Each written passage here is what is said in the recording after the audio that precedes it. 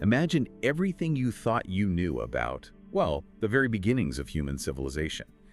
How and why we started building these huge structures, forming complex societies even how we started worshiping. Right. For centuries, the story was pretty clear, wasn't it? It all started with the farmer, the settled village. Exactly. That surplus of food supposedly allowed for leaders, for builders, for everything else.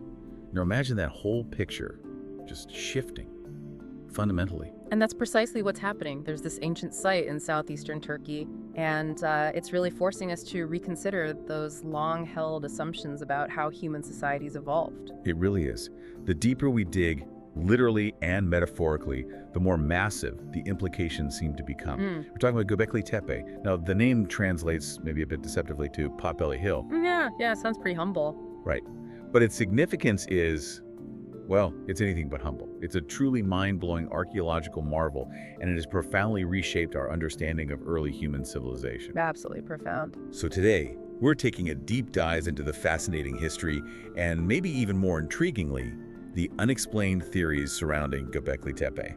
We've got a stack of really interesting sources here to guide us. And our mission really is to pull out the most important nuggets of knowledge, the key insights from all this material, and help you understand exactly why this place is just so revolutionary. And revolutionary it absolutely is. We'll get into its astonishing age. I mean, it predates even Stonehenge and the Egyptian pyramids by millennia. Millennia. It's hard to wrap your head around. And the really startling thing, it was built by sophisticated hunter-gatherer societies, not farmers. Which completely blows up that old academic consensus, right? The one that said monumental architecture, complex social structures. Yeah. That only happened after agriculture. Exactly. It just flips the sequence. It suggests a whole different path to complexity. So we'll delve into those mysterious T-shaped pillars. Those huge stones that almost seem to look back at you across time, and the intricate animal carvings on them. Fascinating stuff. And the ongoing debates, too. What was it actually for? Was it purely a temple, a ritual site? Or maybe, as some newer theories suggest, a settlement right from the start. Right. And then there's the end game, the really deep mysteries surrounding why it was suddenly abandoned. And not just abandoned, but deliberately buried. Deliberately buried. That part always gets me. So yeah, get ready for some genuine aha moments. Because Göbekli Tepe, it doesn't just add a chapter to history. It feels like it's rewriting the whole introduction. It really does. Okay, so let's start unpacking this monumental revelation. That name, Göbekli Tepe, Potbelly Hill. It sounds so simple, almost unassuming. It does, yeah. Especially when you think about its global importance now. It's a UNESCO World Heritage Site. There's definitely some irony there. It feels like it. The name just describes the look of the place, that rounded mound on the landscape. But it completely hides the incredible complexity, the historical weight underneath. And the location itself is critical, isn't it? Oh, absolutely key. It's in Upper Mesopotamia, specifically in the Cermus Mountains of southeastern Turkey, near the city of Şanlıurfa. Right near modern life, almost. Pretty much. And that location puts it right at what we've always considered a crucial crossroads for ancient human development. People often call this region the cradle of civilization, but Göbekli Tepe is forcing us to really redefine what that cradle looked like, and maybe even when it truly started, well, rocking. And the age. Let's talk about the age, because the numbers are they're staggering. We're talking about 11,500 to 12,000 years old. Right in the pre-pottery Neolithic period, so about 9,600 to 8,200 BCE. For most of us, that time frame is almost abstract. Can you help us really grasp just how ancient that is? Maybe put it next to some landmarks we know. Yeah, absolutely, because just saying 12,000 years, it kind of washes over you. But think about Stonehenge, that iconic stone circle in England. Pretty ancient, right? Yeah. Well, Göbekli Tepe is older than Stonehenge by 6,000, maybe even 6,500 years. Wow, okay. And it gets better. Think about the Great Pyramids of Giza in Egypt. Göbekli Tepe was built somewhere between 7,000 and 9,000 years before those incredible tombs ever rose from the desert. 9,000 years before the pyramids. That's the scale we're talking about. This isn't just old. It's deep prehistory. Before writing, before pottery for much of it, before most of what we used to think of as the basic building blocks of civilization. So it forces you to ask, What were these hunter-gatherer groups doing that far back? How did they manage something so monumental? Exactly. It fundamentally challenges that neat timeline of human progress we had. The core issue, the real challenge, is that the very existence of a place this elaborate, built by societies we previously thought were, much less capable of this kind of large-scale coordinated effort, it just forces a complete rethink, a reevaluation of how early human communities organized themselves and what actually drove the development of complex structures and maybe social hierarchies. It's not just adding a new date to the calendar. It really does flip the script on our whole understanding at the beginning. Completely. And the story of how it was found is pretty dynamic, too. It wasn't like they just stumbled upon it fully formed. Right. It was actually noticed way back in 1963. That's right, during a big survey by the universities of Istanbul and Chicago. But here's the thing. Its monumental nature, those huge pillars, they were largely missed. Or maybe its importance was just dismissed by the researchers back then. It's hard to fathom, isn't it? How could something so huge, so significant, be overlooked for decades? What do you think was going on? Why underestimate it? Well, you have to remember the context of the time. Archaeology, like any science, operates within paradigms, certain expectations. In the 1960s, the dominant idea, the academic consensus, was crystal clear. Big, complex buildings. That equals farming. That equals settled life, food surplus. So they weren't looking for a hunter-gatherer temple. They weren't even conceiving of one. So you see a hill with some rough stones sticking out, no obvious pottery shards everywhere, no signs of a big village. What do you conclude? Maybe a medieval cemetery, maybe just weird rocks. It didn't fit the established pattern. So they literally couldn't see it for what it was. Yeah. Because it didn't fit their expectations. Precisely. Which makes Klaus Schmidt's breakthrough in 1994 just so much more remarkable. The late German archaeologist, what did he see differently? Schmidt visited the area and he had this incredible intuition. He saw some unusual limestone blocks on the surface and crucially, he recognized them.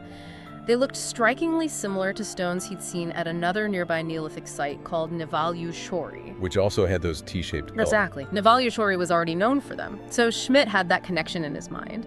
He possessed this rare combination of deep knowledge of the region's prehistory, but also an open mind, willing to question the prevailing theories. So he started digging. He pioneered the excavations starting in 1995. And his initial work, almost immediately, astonishingly quickly, revealed two revolutionary things. First, this site was built by hunter-gatherers. Radical idea number one. And second, it was likely the world's first temple. Wow. Just like that. That single insight, that moment, it wasn't just a discovery, it was a paradigm shift. It sent shockwaves through archaeology and completely revolutionized how we think about early human development. It really forced a rewrite. A wholesale reevaluation, yeah. And here's a thought that really drives home how much we still don't know. To date, only about, 10% of this huge site has actually been excavated? That's the current estimate, just 10%. Think about that. Archaeologists reckon there could be maybe 15 more of these large enclosures, similar to the ones already uncovered, still buried underground. 15 more. Potentially. And some of those might date back even further, maybe as far back as 13,000 BCE. So even older than what we found so far? Possibly. It just highlights how much more there is to learn. Our understanding of Göbekli Tepe today, as groundbreaking as it is really just scratching the surface. It underscores the provisional nature of archaeology, doesn't it? Absolutely. Every new excavation season, every new discovery could refine, challenge, maybe even overturn our current theories. It's not a closed book. It's an active story still being written, literally beneath the earth. That's a perfect segue, actually, because when we talk about the scale of ambition here, the structures themselves, built by these hunter-gatherers, it shows an incredible level of engineering. Can you paint a picture for us? What do these monumental structures actually look like? Okay, so imagine these large, often circular or oval enclosures. They're built from massive limestone pillars, megaliths really. And the defining feature, the thing everyone recognizes, is their distinctive T-shape. And these aren't small stones we're talking about. Not even close. Some of these T-pillars stand up to 5.5 meters tall. That's nearly 18 feet? 18 feet tall, made of solid limestone. And the weight. Staggering. They range anywhere from maybe 14 tons up to an incredible 50 tons. 50 tons. Can you give us a sense of what weighs 50 tons? Think of a fully loaded semi-truck. Or maybe a medium-sized whale, like a humpback, perhaps. That's the kind of weight we're talking about. Lifted and placed 12,000 years ago. Okay, so how? That's the immediate question, right? How on earth did they do that back then? That's the next layer of profound mystery. It's an incredible feat of engineering achieved with essentially raw human power and the most basic toolkit imaginable. No cranes, no power tools. Nothing like that. Imagine the sheer labor involved in quarrying these huge slabs out of the bedrock, slowly, painstakingly, using only handheld stone hammers and sharp flint blades. We find these tools scattered around the site, confirming that's what they used. Just chipping away at limestone with other stone. Basically, yes. Then, think about moving a 50-ton monolith across potentially uneven ground, maybe several kilometers from the quarry. And crucially, without wheels. No wheels. No domesticated animals like oxen or horses to pull. No metal tools to make sophisticated levers or pulleys. It wasn't just brute strength, though that was obviously needed. It must have required incredible ingenuity. Ingenious problem solving, absolutely. Meticulous planning, and an almost unbelievable level of sustained, coordinated, communal effort. Generations, perhaps. What does that tell us about the people we used to just call primitive hunter-gatherers? It tells us they were far more sophisticated, far more organized than we ever gave them credit for. This wasn't just piling up rocks. Not at all. In fact, a really interesting study came out in 2020 by Gil Hockley. It showed these hunter-gatherers were actually using quite sophisticated geometric principles. Geometry.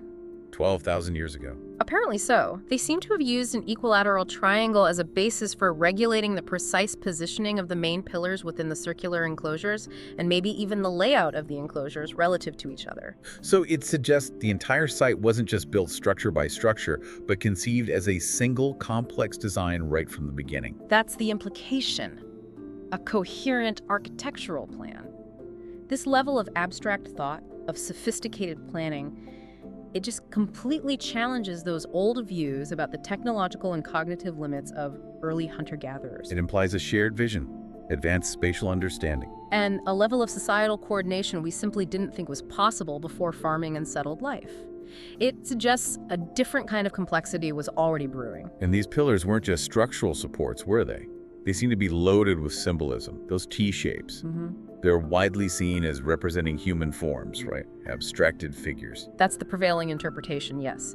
And when you look closely, you see these subtle but really powerful details carved onto them. Like clothing. Some have low reliefs that look like belts, maybe even loincloths. And most strikingly, many have carved arms running down the sides, with hands depicted near the front, often resting on where a belt buckle might be. Hands resting on a belt. It gives them such a presence. It really does. It imbues these stone giants with a sense of life, maybe personality, almost like they're standing there, observing. And then there's the arrangement in the center. Usually two taller pillars facing each other. Yes, typically two larger central pillars dominate each enclosure, facing inwards. This has led to a lot of speculation, of course. Could they represent a male and female pair, maybe primordial ancestors, or even early forms of deities? Incipient gods, before the more human-like gods we see later. Possibly. It hints at a complex symbolic system, maybe an early form of veneration, long before the anthropomorphic pantheons of later civilizations. Embedding that level of abstract thought into monumental architecture, Yeah. it points to a really sophisticated cultural and spiritual life, doesn't it? Absolutely. They weren't just building shelters, they were clearly communicating profound ideas about identity, maybe gender, relationships, the cosmos, the sacred. It's a window into their worldview, carved in stone. And beyond the human-like forms, the pillars are just covered in this incredible array of animal carvings, like a prehistoric zoo etched in stone. It really is. A rich tapestry of wildlife. You see powerful predators like lions, cunning foxes, graceful gazelles, all sorts of birds, snakes slithering up the pillars, scorpions, wild boars, spiders, bulls, cranes. It's an amazing menagerie. Are there particular animals that stand out, that appear more often? Yes, some motifs are much more common. Foxes, snakes, and wild boars appear very frequently. This strongly suggests they held a special symbolic or mythic importance for these people. Maybe clan totems or spiritual guides. Perhaps, or maybe figures from their creation myths. We also see that many of the animals depicted are wild, often dangerous, and frequently shown with explicitly male features like erect phalluses or bared teeth. This isn't just decoration, it's a symbolic language. So what might that emphasis on wild, dangerous, often male animals tell us? Well, it could reflect their deep connection to the untamed natural world they lived in and hunted. Maybe it points to animistic beliefs, the idea that all living things have a spirit, or as some newer interpretation suggests, it might even be a kind of symbolic statement. A statement. About what? Maybe a resistance to the changes happening around them, specifically the move towards agriculture and domestication that was beginning elsewhere. A celebration of the wild hunter identity. Interesting. Holding onto the wild symbolism as farming encroaches. It offers a unique window into their cultural values, their worldview, their spiritual life. And it wasn't just animals. There are abstract symbols too, things like circles, crescents, or half-moons, and a distinctive H symbol that appears quite often. And their meaning. Still a mystery, part of the enigma. It suggests a complex symbolic vocabulary that we're really only just beginning to try and decipher. Which brings us neatly to some of the more, let's say, unexplained or speculative theories surrounding Göbekli Tepe. And this is where it gets really interesting, especially concerning potential celestial connections. Ah, yes, the astronomical theories. They definitely capture the imagination. There's one theory in particular that gets a lot of attention. The vulture stone theory. Can you break that down? Okay, so Pillar 43, one of the most intricately carved pillars, features a prominent vulture alongside other symbols, including a headless human figure. One interpretation, put forward by some researchers but not the main excavation team, argues that these carvings aren't just symbolic, but represent a specific astronomical event. A kind of celestial marker. Exactly. They propose it's a date stamp for a catastrophic comet impact around 11,000 BCE, or about 13,000 years ago. An event believed by some to have triggered the Younger Dryas, that sudden, sharp return to Ice Age conditions. Wow. So the pillar is recording a cosmic catastrophe that changed the world. That's the claim. It's a dramatic and compelling story. However... And this is a big however. Okay, here comes the archaeological skepticism. Right. The main archaeological team working at Göbekli Tepe, the ones doing the careful, painstaking excavation year after year, are highly skeptical of this interpretation. Why the skepticism? It sounds pretty specific. Well, several reasons. First, proving precise astronomical alignments or interpretations from symbolic carvings that are 12,000 years old is incredibly difficult. You're projecting modern astronomical knowledge and symbolic interpretations onto a prehistoric culture whose symbolic language we barely understand. So it's easy to see patterns that aren't really there. It can be, yes, pareidolia, essentially. Second, there's a lack of direct corroborating archaeological evidence from the site itself to back up such a specific catastrophic event being recorded in this way. It remains a fringe theory within the mainstream archaeological community studying the site. And it's not the only astronomical theory, is it? There are others suggesting it was an observatory. That's right. Other theories propose Göbekli Tepe functioned as an astronomical observatory, with pillars potentially aligned to the rising or setting of specific bright stars like Sirius, or constellations like Orion or Cygnus, as they would have appeared 12,000 years ago. But again, proving that is tough. Extremely tough. You have the issue of Earth's precession, that slow wobble of Earth's axis which changes the apparent position of stars over millennia. Pinpointing exact alignments across such vast timescales is problematic. Plus, the dating of the site isn't pinpoint accurate either. Exactly. We have a range, maybe a few centuries, for the construction of different phases.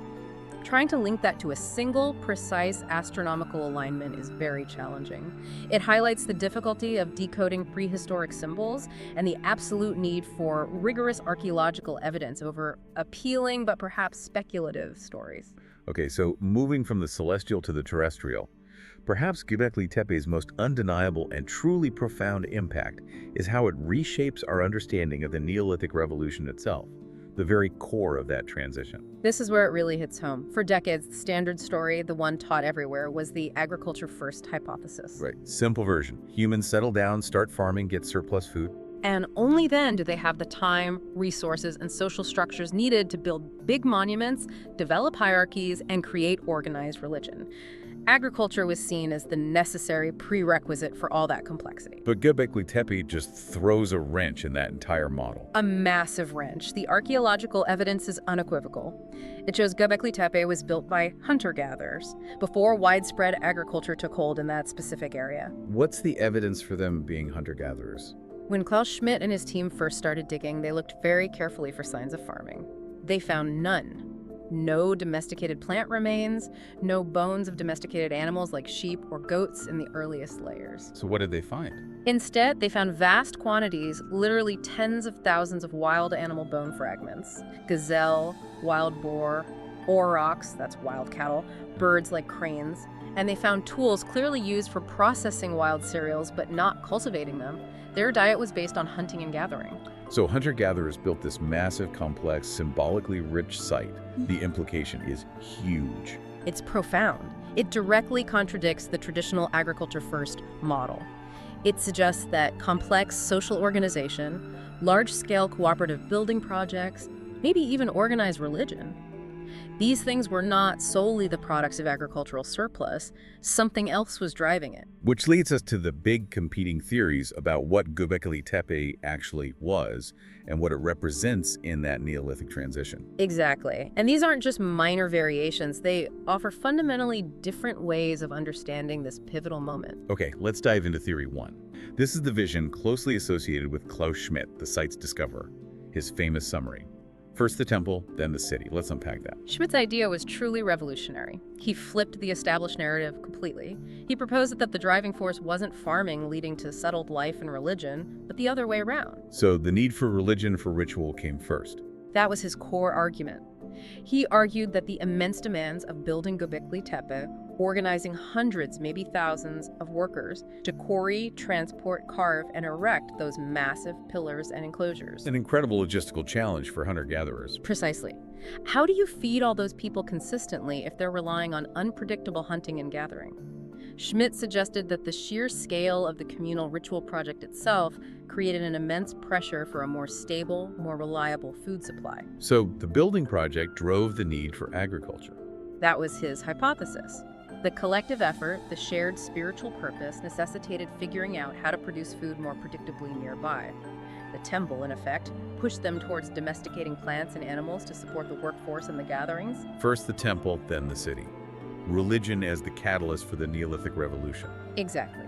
In his view, Göbekli Tepe wasn't primarily a place people lived day to day. He saw it as a cathedral on a hill, a central sacred ritual space. A pilgrimage site. Sort of. A place where different hunter-gatherer groups would gather periodically for important ceremonies, perhaps related to death rituals, ancestor veneration, or reinforcing their shared identity and social bonds through collective building and feasting. And is there evidence for that feasting aspect? Oh yes, substantial evidence. Over 100,000 wild animal bone fragments have been found, indicating massive consumption of meat.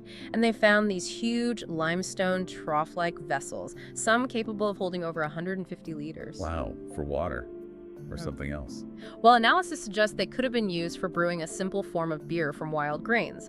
So yes, evidence points to large-scale feasting, possibly involving alcohol, accompanying these building efforts and rituals. So Schmidt's theory basically reorders causality. Shared spiritual belief and ritual action could be the primary engine driving societal complexity, which then leads to agriculture as a necessary support system. That's the essence of it. A powerful idea suggesting faith and communal purpose, not just economics, could be foundational drivers of civilization. But, as often happens in archaeology, there's a compelling counter-narrative, isn't there? Theory 2, championed more recently by archaeologists like Lee Clare and Moritz Kinzel, the last stand of the hunter-gatherers idea. Yes, this offers a significantly different interpretation based on newer findings and a re-examination of the site's stratigraphy and features. They argue that Göbekli Tepe might not have been just a vacant ceremonial center. They think it was actually a settlement. People lived there. They propose it was likely a settlement right from its earliest phases, coexisting with the ritual structures. They point to accumulating evidence of domestic activity, especially in the deeper, older layers of the mound. What kind of evidence? Things like middens, basically. Ancient garbage dumps full of discarded tools, food remains, daily debris. Fireplaces and hearths used for cooking and warmth. Specific types of stone tools associated with daily craft activities. Even features that look like a system for collecting rainwater. So signs of everyday life, not just grand ceremonies. Exactly. And they've analyzed thousands of grinding stones and stone vessels found across the site. Their analysis suggests these were used for large-scale processing of wild grains and legumes, likely for daily consumption, not just occasional feasts. What about those rectangular buildings found in later layers? Weren't they thought to be a ritual too? Initially, perhaps. But Claire, Kinzel, and others now interpret many of those later rectangular structures not just as shrines, but as actual domestic buildings, houses perhaps, existing alongside the older, grand circular enclosures. Okay, so if it was a settlement, how does that change the interpretation of its role in the Neolithic? Well, under this view, Göbekli Tepe represents something quite different. Not the spark that ignited the Neolithic Revolution, but perhaps a reaction against it, a kind of last-ditch attempt to hold on to a vanishing way of life. A last stand for hunter-gatherers, resisting the spread of farming. That's the idea. They see these hunter-gatherer groups perhaps feeling the pressure from nearby communities that were adopting agriculture, doubling down on their own traditions and identity, expressed through this monumental building project and its specific symbolism. Ah, back to the animal carvings. The wild, dangerous one. Yeah, exactly. That strong emphasis on wild, often male, predatory animals is contrasted sharply with the domesticated animals depicted at later, clearly agricultural Neolithic sites. Claire and Kinzel interpret this as a deliberate ideological statement. Reinforcing the hunter identity. Yes. Promoting group identity, cohesion, maybe a conservative, male-dominated hunter ethos, specifically in opposition to the encroaching Neolithization. They might have even consciously forbidden signs of domesticated plants or typical Neolithic farming tools within the sacred precinct as a way to maintain that boundary. That's a fascinating interpretation. What about the abandonment then? How does that fit this theory? The fact that the site was abandoned relatively abruptly, around 8200 BCE, without clear signs of a gradual shift towards farming within the community itself, this is seen as supporting the last stand idea. It wasn't a smooth transition, it was more like the collapse or fading away of this particular hunter-gatherer tradition, perhaps unable to sustain itself or maintain its distinct identity in a changing world. So not the engine of change, but a powerful, ultimately unsuccessful resistance to it. That's the core of this alternative theory. And what's really valuable about this debate, this evolving interpretation, is that it highlights how complex the Neolithic transition really was. It wasn't a single uniform revolution. Right, it was messier, more varied. Much more nuanced. A continuous process where different communities reacted and adapted to environmental and social pressures in very different ways. Some embraced farming early, some later, some, perhaps like the Göbekli Tepe people, resisted it fiercely for a time. It paints a much richer, more complex picture of human history. Regardless of which theory holds more weight, and the debate is definitely ongoing. Göbekli Tepe tells us so much about the capabilities and the social world of these early people. Let's talk about what it implies about social structures. Hierarchy, craftsmanship. Absolutely. The sheer scale and sophistication of the architecture. It's undeniable proof of a new level of technological skill and organizational capacity. You simply can't build something like that without organization. No way. Coordinating hundreds of people, quarrying, moving massive stones, carving intricate reliefs, all without modern tools. It strongly implies specialized roles. You likely had quarry masters, expert stone carvers, people directing the labor. Leaders. Organizers. It suggests some form of leadership, yes. And by extension, the emergence of more hierarchical social structures, not necessarily a class system based on wealth like we might think of later. But maybe status based on something else. Exactly. Archaeologists often talk about a status society model for places like this. Certain individuals or groups might have held high prestige, maybe because they controlled important ritual knowledge, or were lineage heads, or were seen as having a special connection to the spirit world. So social differentiation based on prestige or knowledge rather than purely economics. Precisely. And this provides some of our earliest solid evidence for that kind of complex social organization within pre-agricultural societies. Again, challenging that old idea that structured hierarchies only came about after farming created wealth disparities. It suggests that shared beliefs, ritual leadership, these could be powerful forces for organizing large groups and complex projects, even before agriculture changed the economic landscape. The power of shared ideas, shared purpose, absolutely. And wasn't just an isolated endeavor, was it? Göbekli Tepe seems to have been plugged into a wider network, a crossroads. Very much so. The design of the site, the enclosures, they seem purpose-built for gatherings, for social events, for rituals that would have brought people together. This was vital for fostering social connections as communities grew during the pre-pottery Neolithic. And we see echoes of Göbekli Tepe elsewhere. We do. The discovery of similar imagery, and especially those very distinctive T-shaped pillars, at other sites from the same period across Upper Mesopotamia. It closely points to a closely connected social network. a shared cultural sphere across this key region where the Neolithic was unfolding. So not just one unique site, but the center of a whole cultural phenomenon. It looks that way. Many scholars believe Göbekli Tepe functioned as a major regional center, perhaps a holy site or a pilgrimage destination, drawing hunter-gatherer groups from quite far afield. Maybe from across the Levant, maybe even further. Is there physical evidence for people coming from far away? Yes, there is. For example, archaeologists have found obsidian artifacts at Göbekli Tepe. Obsidian is volcanic glass, great for making sharp tools, but there are no obsidian sources right near Göbekli Tepe. So it had to be brought in. Exactly. And analysis has traced some of this obsidian back to volcanic sources hundreds of miles away, in places like central Anatolia. We also see some tools with carving styles that seem more typical of regions further west, like the eastern Mediterranean coast. So goods and maybe even styles traveling long distances. It supports the idea that this was a really cosmopolitan area for its time, a place where different groups, maybe speaking different languages, having different local traditions, converged for shared ritual or social purposes. Wow. Cosmopolitan center 12,000 years ago. If we connect this to the bigger picture, Göbekli Tepe, as this central gathering place, implies surprisingly extensive social networks. It suggests major cultural exchange was happening, even without formal trade routes or writing. Shared ritual spaces seem to have been crucial for connecting these early human communities. Absolutely. Facilitating the flow of ideas, knowledge, new technologies, maybe even genes through intergroup partnerships. It wasn't just about individual survival, it was about building larger social worlds through shared meaning and collective action. And speaking of shared meaning, Göbekli Tepe's role in the history of religion is perhaps its most famous aspect. It's widely called the world's first temple. That's the common understanding, yes. The world's first known large-scale man-made sanctuary or holy place. It gives us our earliest, really solid archaeological evidence for organized religious practice. Organized being the key word there. Right, and the sheer scale of it, the incredible investment of time, labor, artistry, presumably over generations, it just underscores how profoundly motivating religious belief or spiritual devotion must have been, even in these very early societies. It implies organized religion wasn't a byproduct of settled life, but maybe something that emerged right alongside it, or even before it, among hunter-gatherers. And potentially, as Schmidt suggested, acting as a catalyst for wider societal changes. The human drive to connect with something larger than ourselves, to create shared meaning, seems incredibly ancient and incredibly powerful. Do we have any clues about the nature of the religion practiced there? What did they believe?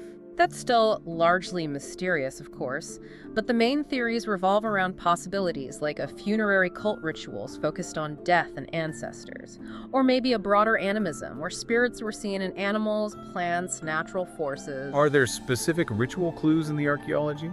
There's some tantalizing hints. We mentioned the frequent depiction in remains of foxes that might point to a special veneration, maybe a fox totem or spirit guide. And then there's the evidence relating to human remains, which is particularly intriguing, if a bit grim. What kind of evidence? Fragments of human skulls have been found, and some of them show clear signs of intentional modification after death. Things like deep grooves carved into the bone or holes drilled into them. Drilled holes. Why? We don't know for sure. It provides these tentative glimpses into unknown death rituals. Maybe skulls were displayed, maybe suspended somehow as part of ancestor veneration or other ceremonies. It's unlike anything seen before from this period. A unique window into their handling of death. And don't forget the feasting. All those animal bones, those huge stone basins, possibly used for beer, it strongly suggests that communal meals were a central part of the religious rituals here. Sharing food, reinforcing bonds, celebrating together. It might have originated as the shift towards agriculture started linking food availability more closely to seasons and harvests, making communal feasting even more significant.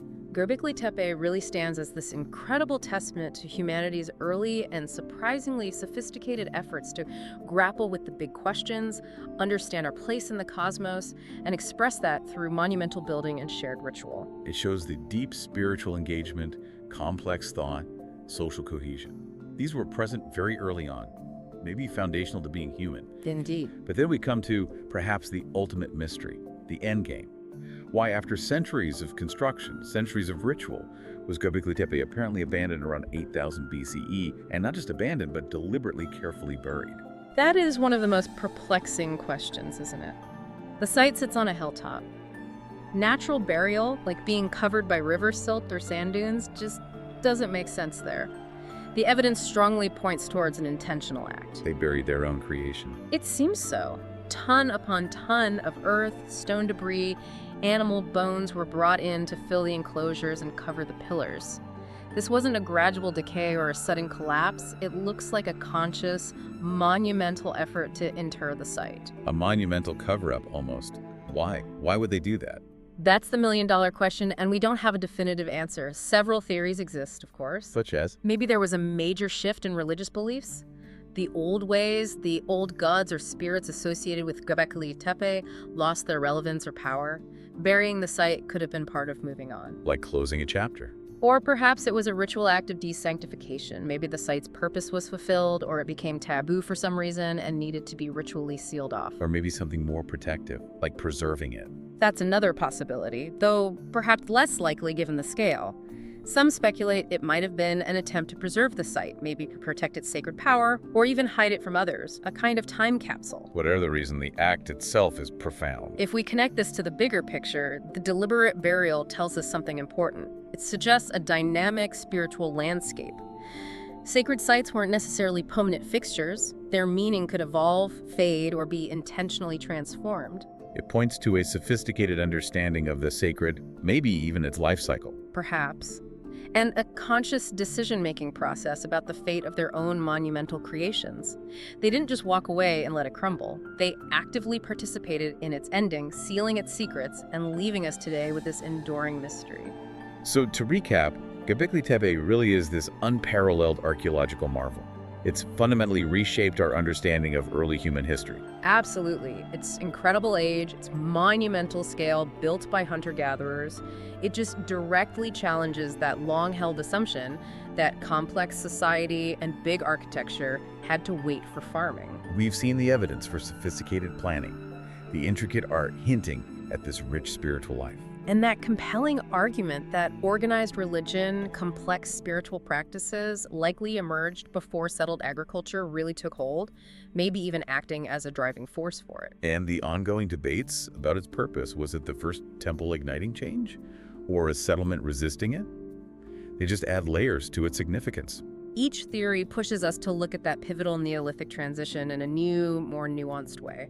It reminds us the past wasn't a simple linear progression. And maybe the most exciting part, we've only seen the tip of the iceberg. Remember, only about 10% of this vast site is thought to be excavated. That's right. The vast majority of its secrets are still buried under that potbelly hill. There's immense potential for future discoveries. Discoveries that could refine everything we think we know now, or even overturn current theories completely. It's entirely possible. New enclosures, older layers, unexpected artifacts, they could rewrite the story again. The ongoing work there ensures our understanding is constantly evolving. It really reinforces that historical narratives aren't set in stone, even when the subject is stone. Yeah, exactly. It promises future revelations about the ingenuity, the social complexity, the spiritual depth of our prehistoric ancestors. It's a living historical puzzle. So Göbekli Tepe isn't just some ancient ruin gathering dust. It feels like a living testament to the minds, the cooperation, the deep spiritual lives of people we once thought were simple. It forces this continuous humbling rethink of humanity's earliest chapters. Which leaves us with a final thought, really. What does this constant reevaluation of our deep past, forced upon us by places like Göbekli Tepe, mean for how we understand ourselves today? What does it tell us about the foundational role, maybe often overlooked, of shared beliefs, of collective purpose in shaping civilization right from the start? And it makes you wonder, what else have we misunderstood about our distant past? What other forgotten ingenuity, what other complex societies, what other paradigm-shifting discoveries are still lying dormant, waiting beneath the earth, ready to flip our scripts once more?